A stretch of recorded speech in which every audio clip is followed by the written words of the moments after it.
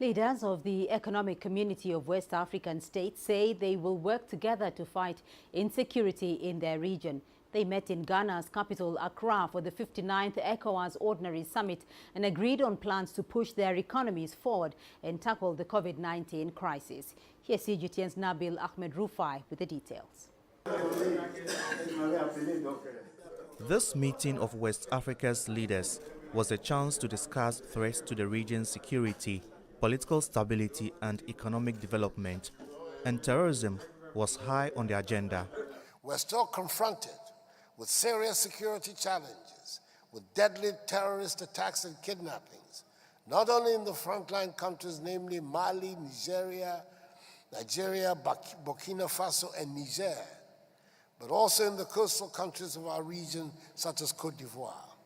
These developments should reinforce our collective commitment to pursue and implement with renewed vigor the decisions taken at our extraordinary summit on terrorism.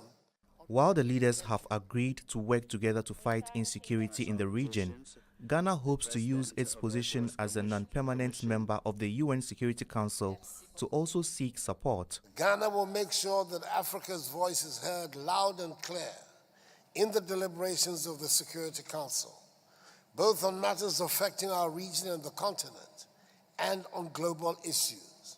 And we will consult broadly to define Africa's interests. The region's response to COVID-19 and the slow pace of vaccine rollout were also discussed. The West African leaders have also decided to work together to help Nigeria, Senegal and Ghana to start production of their own COVID-19 vaccines. They believe this will help tackle the slump in vaccine supply to the sub-region. On the economic front, Ecowas has agreed on a new roadmap for the adoption of a single currency, ECO, by 2027. The organization also plans to improve the social and economic development of the region. 15 member countries agreed to have the reform of the Ecowas institution and to bring the number of commissioners from 15 to 7 commissioners. And I think that was, if there is one thing that we can take out of this summit, is this achievement and important decision that was made by the head of state and government. Mali was not represented at this ECOWAS summit as the country is still suspended from the organization. The West African leaders say they are monitoring the political situation there closely and want to be assured that the country will follow through with the transitional plan to hold elections early next year and hand over to a civilian government. Nabil Ahmed Rufai, CGTN, Accra, Ghana. Burkina Faso is the second to happen in West Africa. In only 18 months, ECOWAS has already imposed sanctions against Guinea and Mali, with the latter currently facing an embargo. CGTN's Nabil Ahmed Rufai takes a look at the actions which the bloc has taken against Burkina Faso and what we can expect as more delegations are set to visit the country. ECOWAS chairman and Ghanaian President Nana Akufo-Addo hosted a virtual meeting in Accra to review the political situation in Burkina Faso. The West African leaders say they are concerned over the disregard of the ECOWAS protocol on good governance and democracy by some member states. The resurgence of coups d'etats in our region is in direct violation of our democratic tenets and represents a threat to peace, security, and stability in West Africa. This situation hinders the much-needed economic and social development of the region. The military in Burkina Faso took over power and forced President Roch Marc Kabore to resign last week, accusing him of failing to tackle insecurity in the country. ECOWAS has now suspended Burkina Faso from the regional bloc and wants the country to return to constitutional rule. The deteriorating political situation in our region should be a matter of great concern to all of us.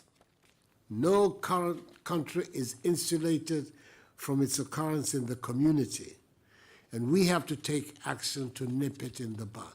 ECOWAS has dispatched a delegation to Burkina Faso to meet with the military junta to discuss ways to return the country to constitutional order.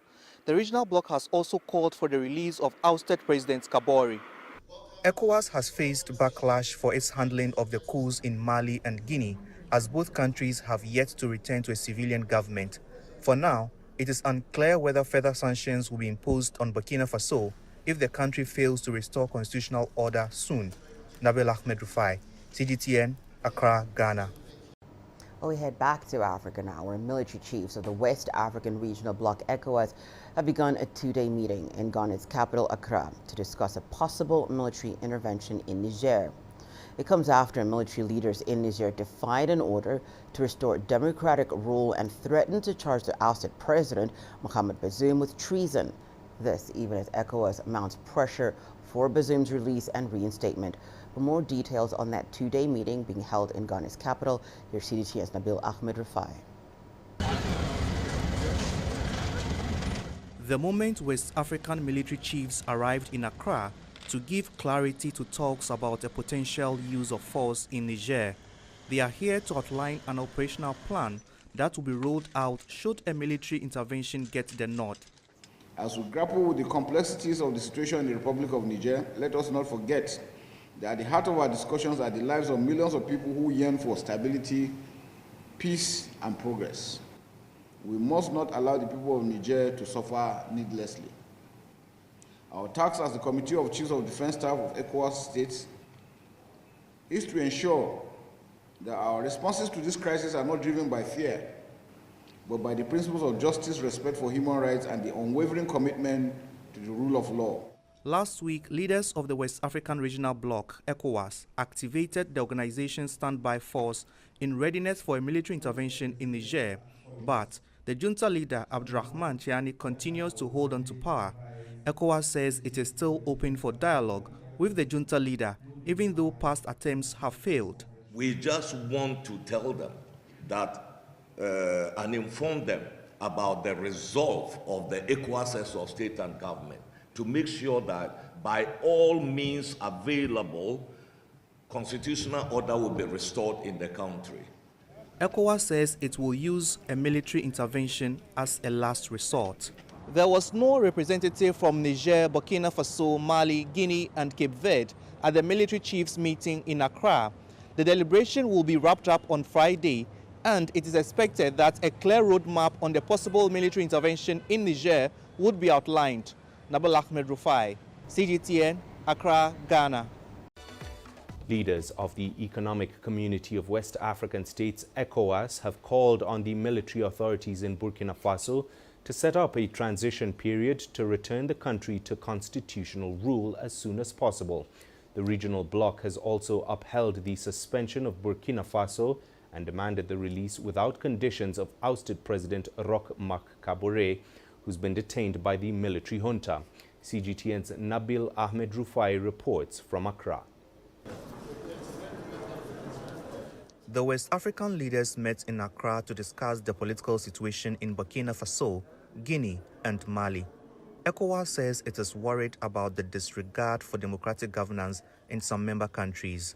The resurgence of coups d'etats in our region is a matter of grave concern. This evolution challenges the democratic way of life we have chosen. We need to stand firm to protect democracy and freedom in our region. The wave of military coups in the West Africa region started in Mali in 2020, followed by Guinea in 2021, and then Burkina Faso in January. A fourth military coup in Guinea-Bissau was thwarted but has left at least 11 killed. President of Guinea-Bissau, Umaru Embalo, who survived an attempted coup a few days ago, did not attend this ECOWAS meeting, but he was represented by a member of his government. ECOWAS says it will deploy a force to Guinea-Bissau to help stabilize the country.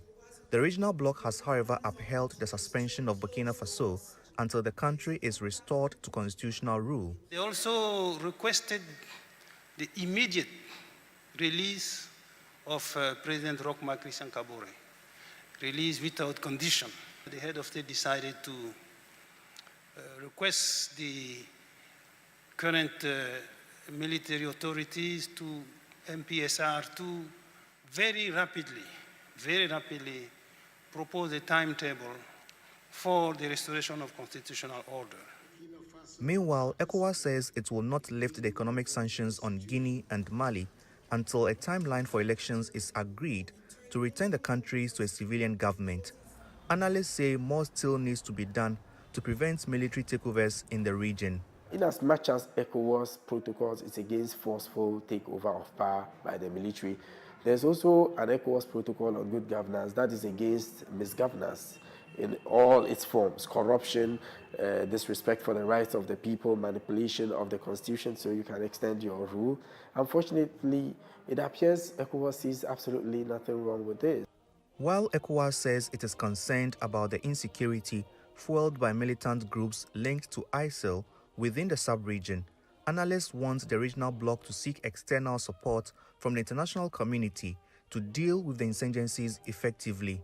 Nabil Ahmed Rufai, CGTN, Accra, Ghana.